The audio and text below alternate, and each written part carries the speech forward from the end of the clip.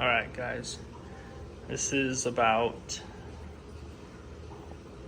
roughly 24 hours after installing the AquaDecor 3D background. And I was on nights last night, so I got home about 5 o'clock this morning, took a shower, went to bed, woke up at about 11, came down here to check it out, and things were not good. I probably should have taken a video, but I went into panic mode. So all of my fish were gasping for air desperately, and if you notice, the Malawi hawk is not in here. That's because he's in this little hospital tank. He was doing the worst, but he seems to be doing a little better. So let's go back to the half tank. So one thing I was extremely concerned about was these AquaDecor backgrounds.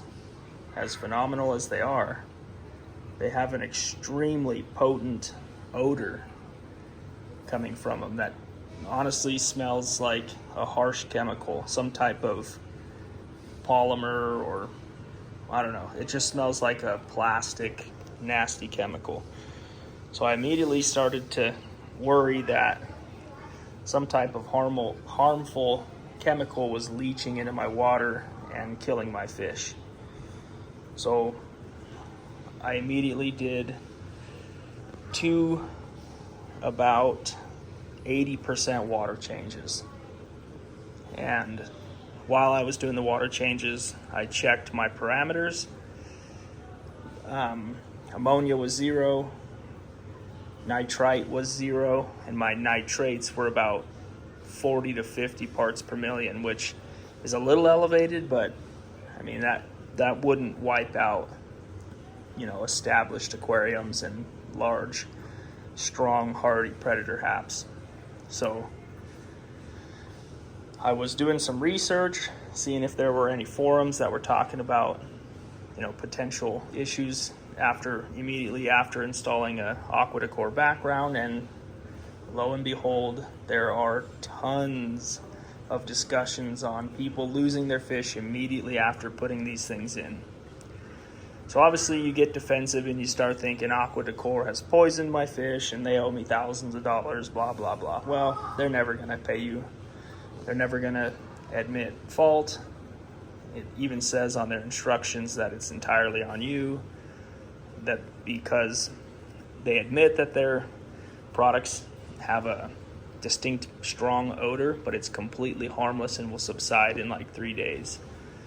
But in their instructions for the installation, it does say if you move your sand, if you pull your sand out to put the background in and then comb all your sand back, which is exactly what I did, that will release massive amounts of ammonia. And about roughly a day later, you'll have some huge spikes in your parameters. So after those two 80% water changes, the fish are back to normal. They look great. They're feisty. They're back. I hope the Malawi hawk recovers.